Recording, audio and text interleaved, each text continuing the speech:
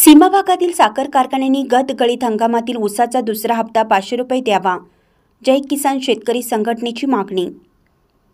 कारतका सन 2024 ते 2025 गळीत हंगामातील ऊसाचा दुसरा हप्ता 500 रुपये महाराष्ट्र कर्नाटकातील साखर कारखान्यांनी देण्याची मागणी जय किसान शेतकरी संघटनेच्या वतीनं संस्थापक अध्यक्ष रमेश पाटील यांनी केली आहे. त्यांनी भोस तालुका निपाणी येथे आयोजित शेतकऱ्यांच्या बैठकीत साखर कारखाना प्रशासनाकडे मागणी केली आहे. पुढे शेतकरी नेते रमेश पाटील म्हणाले, शेतकरी अडचणीत सापडला आहे.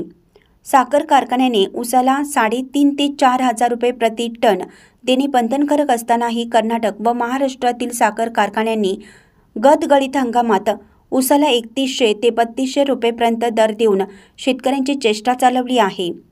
दालमिया व पित्री साखर कारखाना यांनी अतिरिक्त 400 रुपये प्रति टन दर दिला असतानाही सीमा भागातील साखर कारखाना प्रशासन मात्र चिडीचूप आहे. त्यांनी गेल्या हंगामातील ऊसास प्रति टन 500 रुपये देऊन शेतकऱ्यांना आर्थिक हातभार लावावा, नाहीतर जय किसान शेतकरी संघटनेच्या वतीनं आंदोलन करण्याचा इशारा पाटील यांनी दिला. शीतल बागे म्हणाले, आज शेतकरी आर्थिक अडचणीत आहे.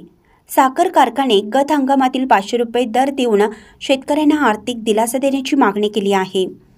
यावेळी उपाध्यक्ष धन्यकुमार चौगुले, शिवकोंडा पाटील, जितेंद्र टाकळे, मनोज कोन्हापुनावर,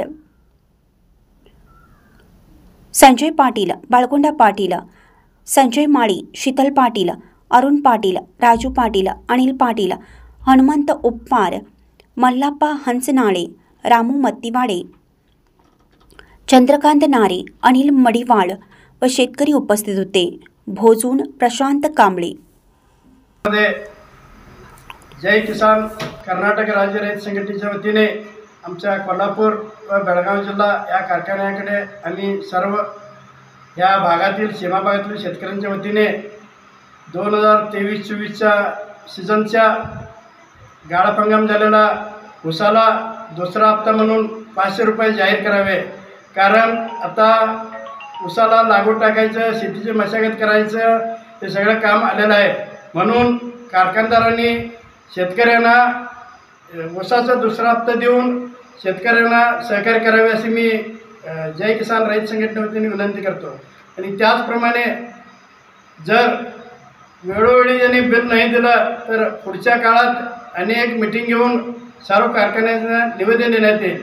आणि ते निवेदन द्यायच्या आधी त्यांनी शेतकऱ्यांच्या खात्यावर 500 रुपयाचे दुसरा हप्ता जमा करावे. कारण कर्नाटक या सीमा भागात